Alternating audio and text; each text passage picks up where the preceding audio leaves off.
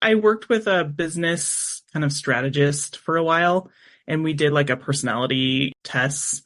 And, I was pretty high on the introvert scale. And this was when I was starting the branding photography part of my business. And they were saying, most photographers are out there, they're really boisterous, they're big personalities, and you might struggle. And I was like, okay, like now I don't think that's true because I've met a lot of photographers and I feel like many of them do not feel that way. They feel like they're introverted and like to be behind the camera, right? Like we don't want to be in front of the camera.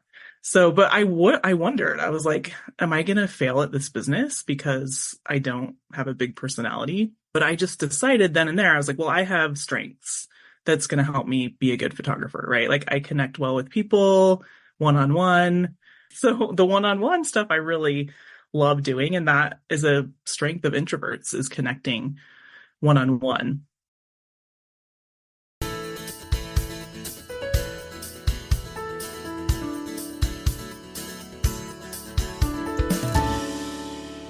Hello and welcome to episode 183 of the Quiet and Strong podcast, especially for introverts.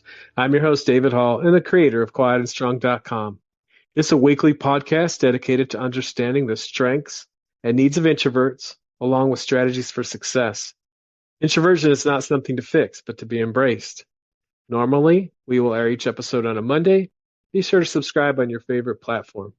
Leave a review or a rating. That would mean a lot to me and help others find the show.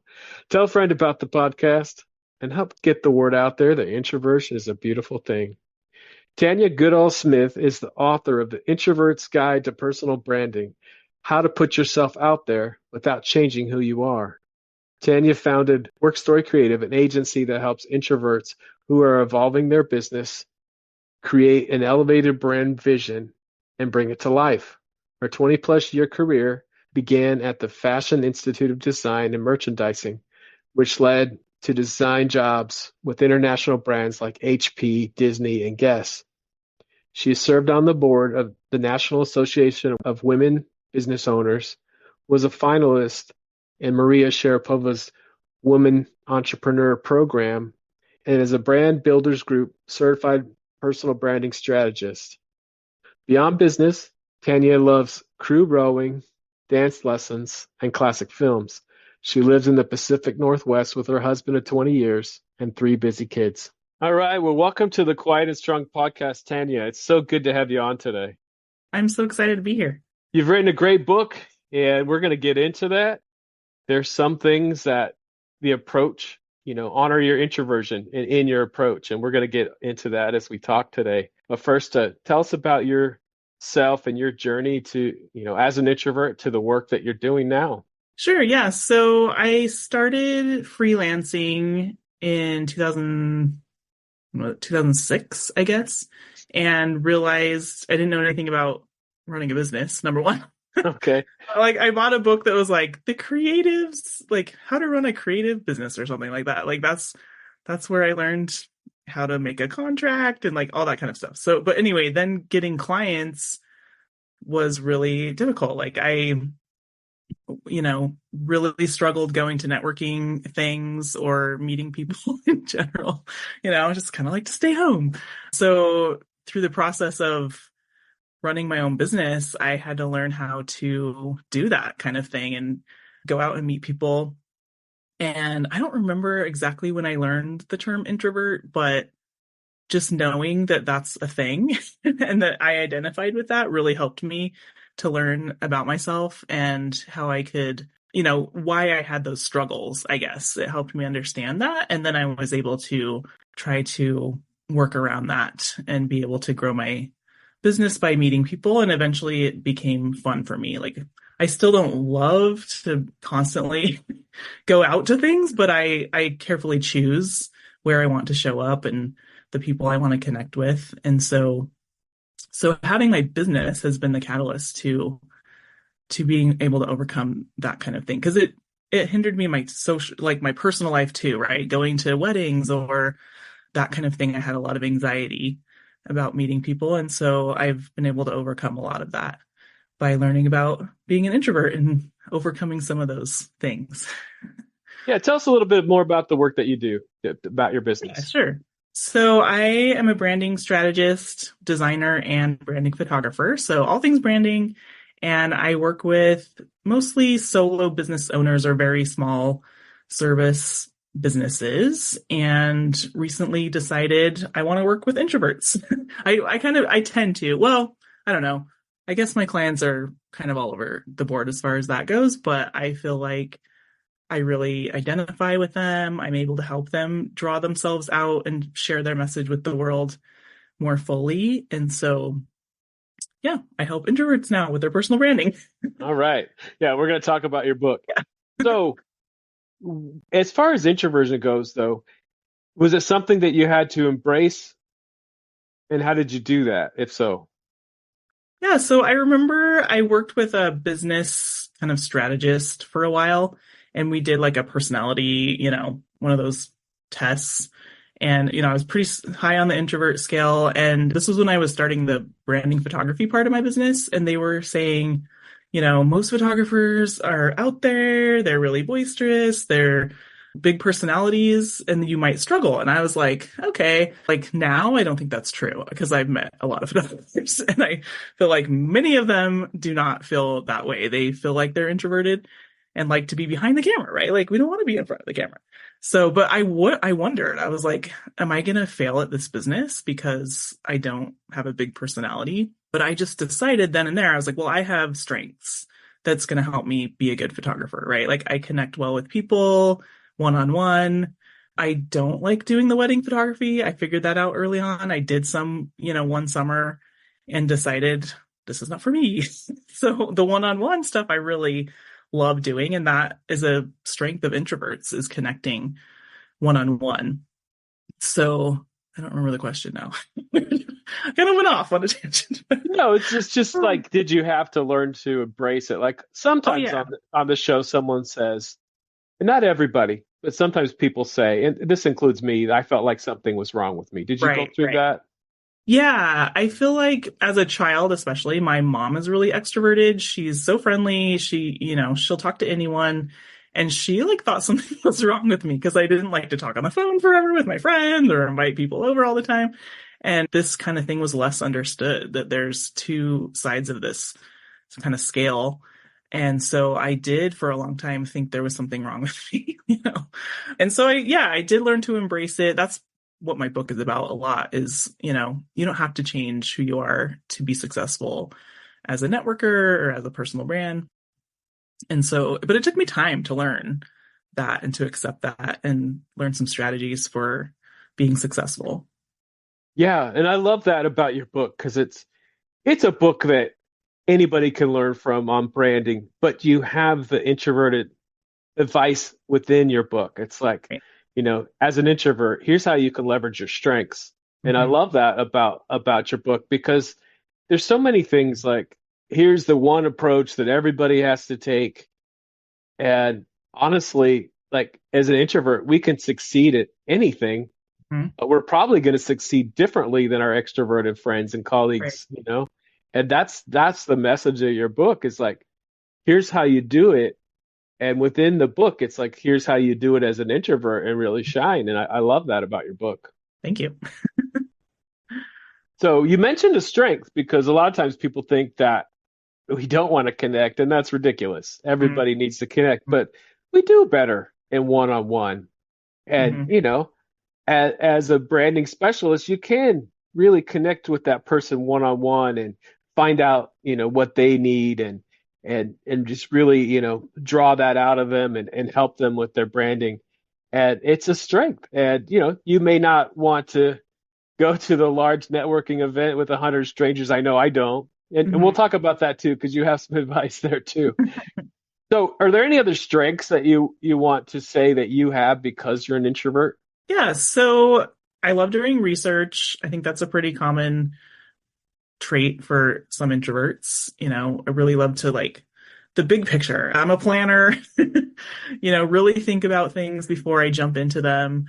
And that's a strength. I feel like, especially for the branding, I really dig deep on identifying the strengths of other people and really intuitive, can kind of see things that other people don't see. So that's a big one. I also think, let's see, or what are some other ones? We tend to be introspective, right? Really looking inside of ourselves, also empathetic, I think, because of that. So yeah, those are some that I definitely utilize in my business and my life. Cool. And then, is there a particular need that you've identified because you're an introvert that you need to have? Oh, sure. Yeah. Yeah, so definitely quiet alone time, right? Like I don't mind going out to a crowd for a little bit, going to a party, having fun. But I know when I'm done, right? And I have no problem now leaving early. Like, I'm done. See you guys later. Where in the past I might have just stuck it out till the end and just been really irritable and tired and stuff like that. So I plan in my weeks and my days, time to rest.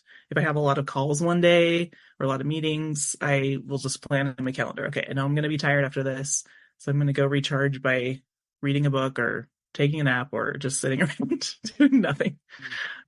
So yeah, that's probably the biggest one, just guarding my energy so that I'm not exhausted all the time. Yeah. Do you have any other time and energy management tips as an introvert? Yeah, so, well, like I said, the scheduling is a big one, and just knowing in advance, right? Let's see what else. I feel like I'm constantly kind of adjusting that, like seeing how it goes. For a long time, I was like, what if I do all my calls on one day? And then the other days I don't, but I found I didn't like that. And then I was like, what if I do a few calls every day? I also didn't like that. So, just finding what works for you with your energy. And let's see, I'm kind of drawing a blank on others. I know there are some. How about you? What are some things you do? Yeah, the schedule is really important, Yeah, right. and definitely looking. I like to say it's important to look at your week and Hmm. like, okay, what does drain me? What does energize me? Plugging in some times like, okay, I have this particular presentation I'm giving. I'm going to enjoy it, but Hmm. afterward, I'm going to need some downtime Yep. and I'm Hmm. going to try and plug that in. Or even this podcast. I recorded one earlier today, so this is my second one. And I'm definitely, I think I'm really going to enjoy this conversation. I am enjoying this conversation, but afterward, I'm going to take a break. Yep. But it's important to get that on the calendar that, Yep. that I don't have something scheduled right after this because that would back to back things like this would really drain me and I wouldn't be very effective either. Right. Yeah. Yeah. Me too. I think that's the biggest thing. Just learning how to schedule for yourself. Yeah. How do you recharge? What's your favorite way to recharge? Oh, let's see. Well, I really like films, classic films. I think that the storyteller in me likes to, enjoy the story, analyze the story, and the visuals, right? I like reading. I'm in a dance class. I guess that's more of my social time, but I really love it. It's my favorite day of my week. Like I block that out and go. It's a small group of other moms and we get our exercise in. Cool. So that's social time, but also a small group. Like, right? We like small groups and I get energized from connecting with people, which is probably a myth too, right? Like people think introverts just want to sit alone at home all the time, but it's not true, Yeah. Um, It's so it that's my soul, having that small group of people that I know meeting with every week. So, Yeah, and that's the thing. We absolutely want to connect. It's just going to look different. You mhm, know, we're we want to be with a small group of friends or acting or interacting one on one. We can do the other things and there's strategies to do other things, but what's our preference? And it's just a little different. We want to have deeper conversations, you know. mhm, We can do small talk, but for the most part, we don't want to stay there. We right. want to move on to deeper things that we care about with someone else that cares about those deeper things. So, Mhm, yeah, that's a great myth because we were definitely going to bust some myths today. That's an yeah. important part of this show. Do you have any other myths that you want to bust about introverts? Let's see. So, yeah, I recently went to a big event. With my friend does these events for moms. She's an extrovert. I tend to gravitate toward extroverts Okay. sometimes, right? Like they kind of draw me out a little bit. But it was the end of the event. We were having kind of a dinner with a bunch of women. It's loud. And I was getting to that point where I was like, okay, I'm ready to go. And I was the first one to leave. But I was chatting with her. She's like, I saw you over there just like making friends. And I really connected with this woman sitting across from me. And she's like, you're not an introvert. And I'm like, okay, like, yeah, like I said, that, they think you just want to kind of be by yourself.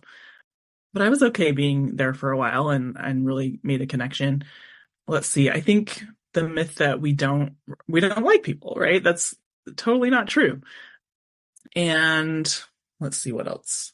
Not knowing, public speaking, I think people think, oh, you're an introvert, you don't want to be a speaker, which I mean, that's the number one fear of every person in the statistically in the world is public speaking. But for me, I prefer to be a speaker because I can practice it in advance. I know what I'm going to say. I'm not fighting for attention in a conversation. So I think that's another myth. And if you're an introvert who is afraid of that, I challenge you to try it out or consider it if you're listening today. So those are some big ones that I think are important. Yeah, it's funny. And I'll add a myth that tells why we like to do public speaking. There's a myth that we don't have anything to say. Right. And that's wrong because we're always thinking. So we have lots to say. Yeah. It just has to be, in the right format. And I love public speaking too. I normally don't get nervous. I enjoy it. Right. And it's a chance to share your message. What helped me, because I haven't always been confident. I haven't always been confident in public speaking, but I learned that I have to prepare differently as an introvert. I have to prepare pretty hard, before. And even with the podcast, I love this podcast, but I definitely do some preparation. I read your book and, we talked about some questions we might ask. The preparation is so important. Mm-hmm. But once you do that, you can really share those ideas that you have. So I love public speaking, right. And I think that that's definitely, you busted some great myths there. So let's get into your book. I'm going to read the whole title, The Introvert's Guide to Personal Branding, How to Put Yourself Out There Without Changing Who You Are. So what made you write this book? Well, I knew I wanted to write books since I was a child and just never wrote one. And I knew I wanted to write one to promote my business. And I have a little mastermind group and we were trying to, I knew I wanted to be about personal branding, but I didn't, I'm like, how do I make this different than just like how to build your personal brand, right? So we talked about my experiences. What's something I overcame that I could share with people. And that just came up, like I really struggled with this in building my business and overcame it and feel like it's a strength now to connect with people and share my business and even do sales and go to networking. Right.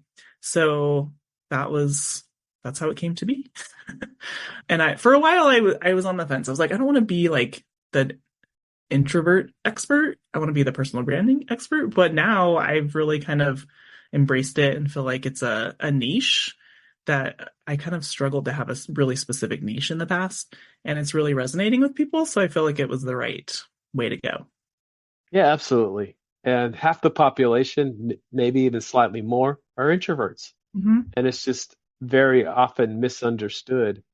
And the approach, just like we said, like for me, I realized my approach in preparation for public speaking is different, and the way the way you do branding, the way you put yourself out there as an introvert, there's some different strategies that you can be very successful.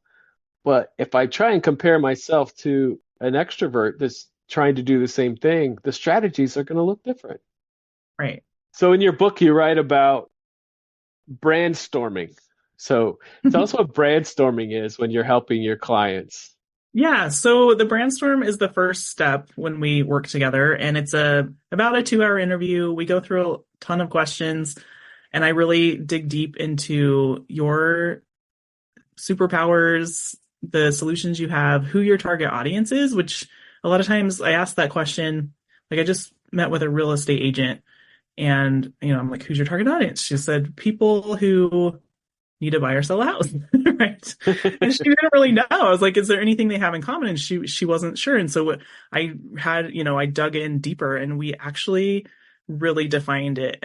She's in Seattle. They all work at Microsoft or Amazon. Many of them drive a Subaru, like they're down to earth. They're buying $2 million homes in very specific area. They have kids, like we really, really dialed in, and knowing that is going to help drive the brand, the messaging, the advertising, all of that stuff. So, I could give people the questions I asked them, no problem. Like, here's the questions. But having me to guide you and draw out more of the answers really helps us come to answers you might not have thought of. A lot of times I get people say, oh, that's a really good question. I never thought of that. So that's the brainstorm. So that becomes the basis of anything that we develop further. So logo design, colors, fonts, messaging. I do copywriting, website design, and give some marketing strategy. And I think that's the most important part. I won't do any of that without doing the brainstorm, because that's the preparation part, right? We need to have the solid foundation of a strategy before we create anything. And I feel like having all those branding elements for an introvert is super helpful, because when people go to your website, hopefully we're pre-selling you and really portraying what you have to offer, who it's for, before you even get on a call with people. So you're not wasting time doing the small talk and trying to convince people or tell them who you are. It's all done in advance. That's one of my strategies for introverts, I guess. Okay. Further describe for everybody, like, what is a brand identity? What does that mean? Sure. Yeah. So I like to describe a brand identity as a person. If we thought of your brand as a person, what are they wearing? What kind of music do they listen to? Right? Where do they live? That's how we can describe your brand. So especially a personal brand, like often it's kind of like you, but we want to think about how that relates to your customer. So, we want to create, your brand identity really is anything about your brand that's forward facing, that the public is seeing or experiencing or hearing about you. So, but having those visual elements and the wording becomes the foundation for any of that stuff. So if you don't really have it defined, you can kind of be all over the place with what you're putting out there into the world. So I hope that answered the question. Yeah, absolutely. And then specifically about introverts, why is an online presence important? Are there challenges for introverts? What's your advice with social media, all those things? Yeah. So like I said, having your messaging really dialed in, then you don't have to be thinking on the spot what to say to people. You're kind of pre-selling yourself or attracting the right audience by by your brand identity. And that can help us as introverts because I feel like it saves energy, right? We're not having to constantly be talking to people, reinventing the wheel. And it's the pre-preparation. It's out there and ready to have your message out there without you having to physically show up all the time. Yeah. What's your advice for social media? Like, is there, I mean, it's going to be different for everybody, I know, but Right. what's some general advice for Yeah. getting yourself out there online? Right. So I have a chapter in there about your online presence and social media. I feel like introverts go one of two ways. For me, I like social media because I'm at home, like interacting with people that aren't physically in the space with me. Other introverts don't want to be on camera. They hate social media. So I guess identifying which one you are and then coming up with a strategy for how to best utilize your talents. So for me, I love creating content, doing reels. I don't know. I was resistant to reels for a long time, but it seems to be the way things are going. I just plan in advance or, maybe practice what I'm going to say. They're short, which is good, right? Like a minute. So you don't have to have a lot to say.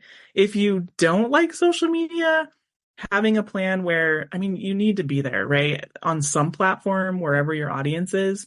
So maybe you have one day where you create content or you decide, I'm just going to post one thing a week just so you're there. So a lot of what I do in the brainstorm is help people decide, what is your strategy going to be for marketing? Is social media really important, or can you do the bare minimum? Is it something you should be doing a lot of? And then from there, you can come up with a plan that's going to work with your strengths. Maybe you're a better writer than speaker, so you can do a lot of blogging, you can write your posts, you can do email marketing. If you're not a great writer, do more of the videos and stuff like that. So just identifying your strengths and then making a plan that fits. Okay. And what part does photography play in all this? How important is to have some good photography in your brand? Oh yeah. So for a personal brand especially, I recommend you have great photos more than even a logo. If you're like, okay, I can only afford one, go with the photos because your face is your brand, right? Like when we think of Oprah, we don't think of her logo, we think of her face. So personal branding photography is really important for anyone's personal brand, but especially for an introvert. If you've got, these great photos created in advance, you can use them for your communications without having to show up. So, and I like to plan, what is that messaging that we've created for you and how can we visually show a lot of those things with your photos? So you have them, right? That's another strategy for social media. You don't have to be like, oh my gosh, what am I going to post? What photo am I going to use? You just have a library of them already ready and you can reuse them. People worry about that. Like, well, I already used this photo. I have clients that have been using their pictures for like 3 years and it's fine. It goes with their messaging. As long as as long as it's not too long and you don't look the same anymore, like it's good to update them as much as you can, but don't feel bad about reusing your photos. Yeah, is that part of your brainstorming, like planning out like your photos and how that will contribute to the message that you want to share? So, I mean, usually so after the brainstorm, that's when like I kind of present a plan to you of the things that you need. So oftentimes a photo shoot will be included. If I'm using someone, or if I'm not using, if I'm working with someone who's not in my area, I'll usually recommend, they go find a photographer. I could help them find the right photographer. And then we'd usually plan out your shot list, but having, your keywords, your strengths, the things you offer, all of that dialed in the brainstorm, that's kind of half the work. When you're going into planning your photography, you kind of already have that. And then you can just decide, where does this photo shoot need to take place? What exact shots do I need? What should I wear? All of that kind of stuff. Yeah. And do you have clients that are fearful of having their picture taken? They don't like the way they look in their pictures? Yeah, pretty much everyone Yeah, doesn't okay. have their photo taken, unless you're like, I don't know. Sometimes the extroverts are more open to it, right? They want to be in the spotlight oftentimes or show up a little more confidently. But for the most part, everyone I photograph is like, I'm not photogenic, but I I always say everyone's photogenic if they have the right photographer. Someone who knows how to pose you, how to draw out your best personality, and my I feel like one of my strengths, like I said before, is connecting with people and making them feel comfortable.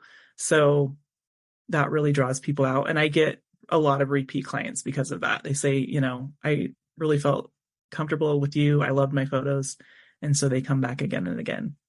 Yeah, that's amazing. So, in your book, you talk about a lot of different areas that maybe some introverts struggle with. And we talked about public speaking that, we busted it that introverts can be great public speakers. What other advice do you have about public speaking, especially when it comes to introverts?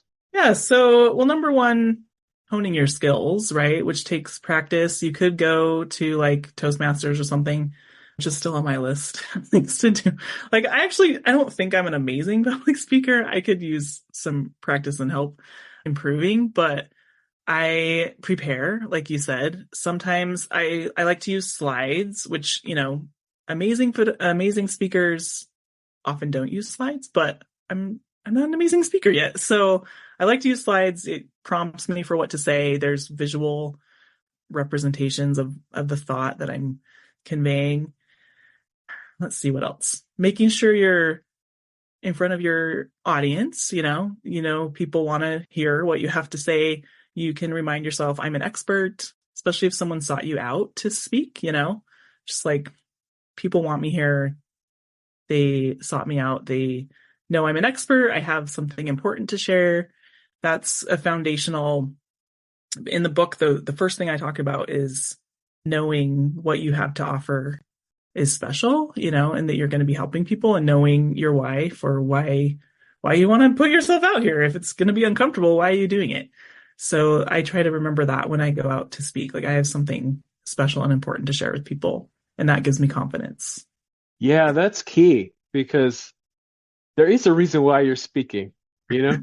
You are the expert, whether it's in a work setting or, giving a speech to many people.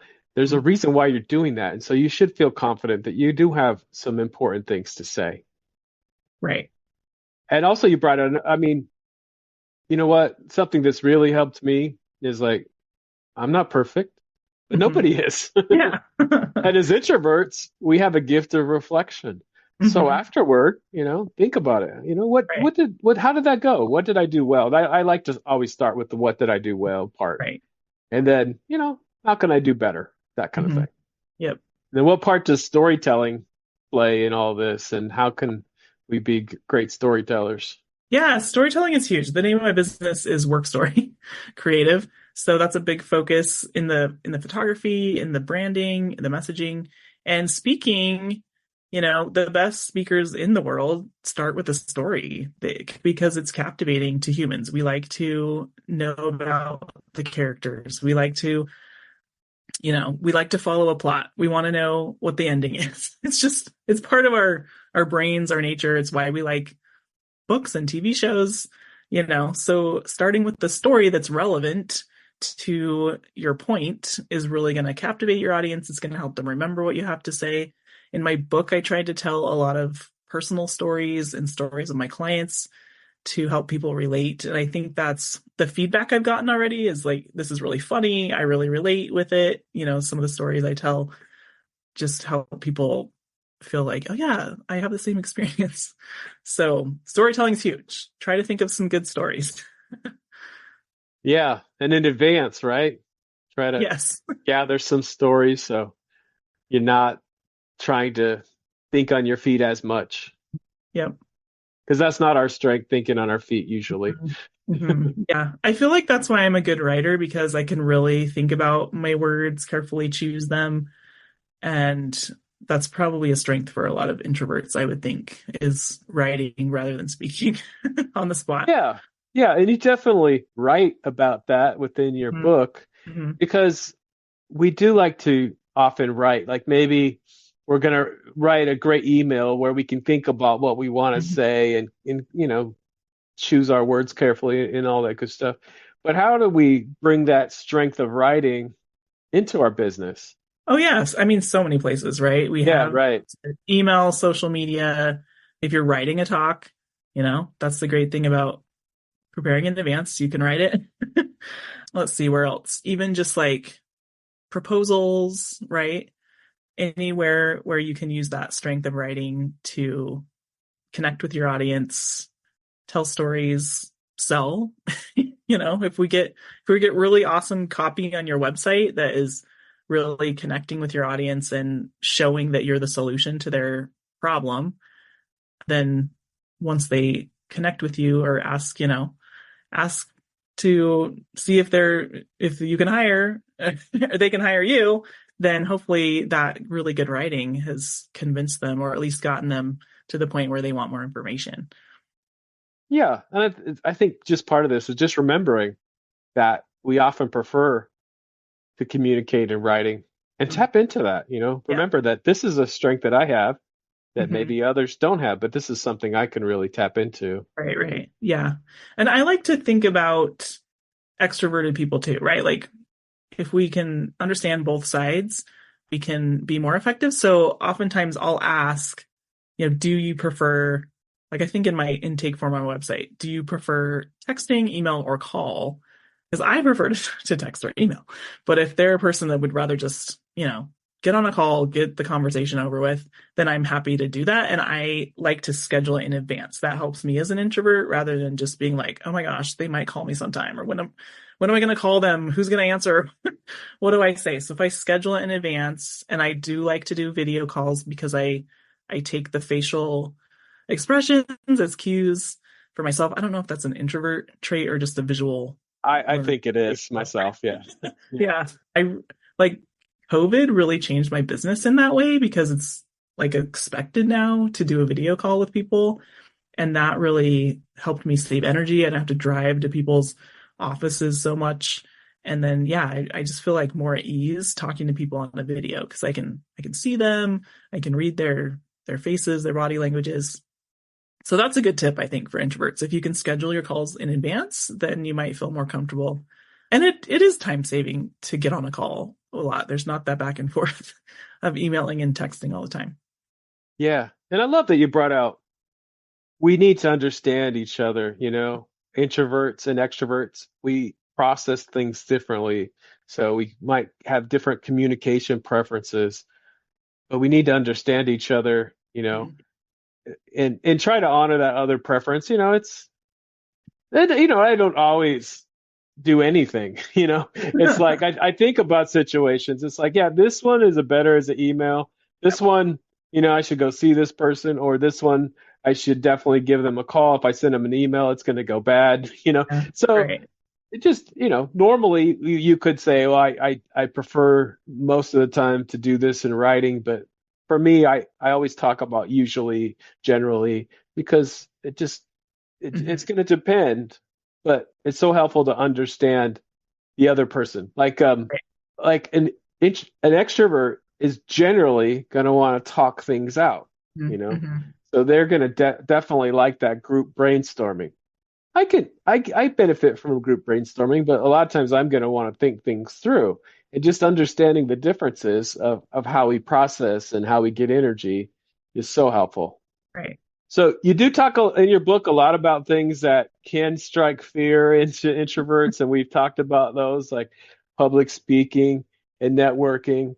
And in your book, you talk about the introvert sales mindset. So tell us about that, because sales can definitely seem scary for some introverts. Right, right. Yeah, for me, just having a conversation was scary, like in general, right?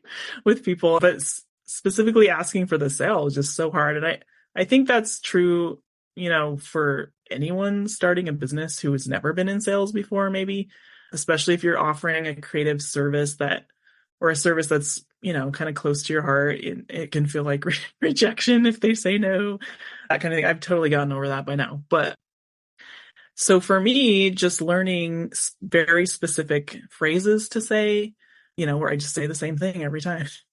Also letting them do the talking, right? Asking more questions rather than doing all the talking. And that helps me know what to say because they've told me all the things, all their problems. I didn't really have to do a lot of talking. They just told me. So learning how to direct the conversation in that way and then just asking for the sale. And that took a lot of mindset work around I can't help them if they don't hire me. If I want to make money, I have to ask for the sale, different things like that. And just thinking this is a conversation. This is a friendly time to connect and learn about them. And if I have the solution, offer it to them.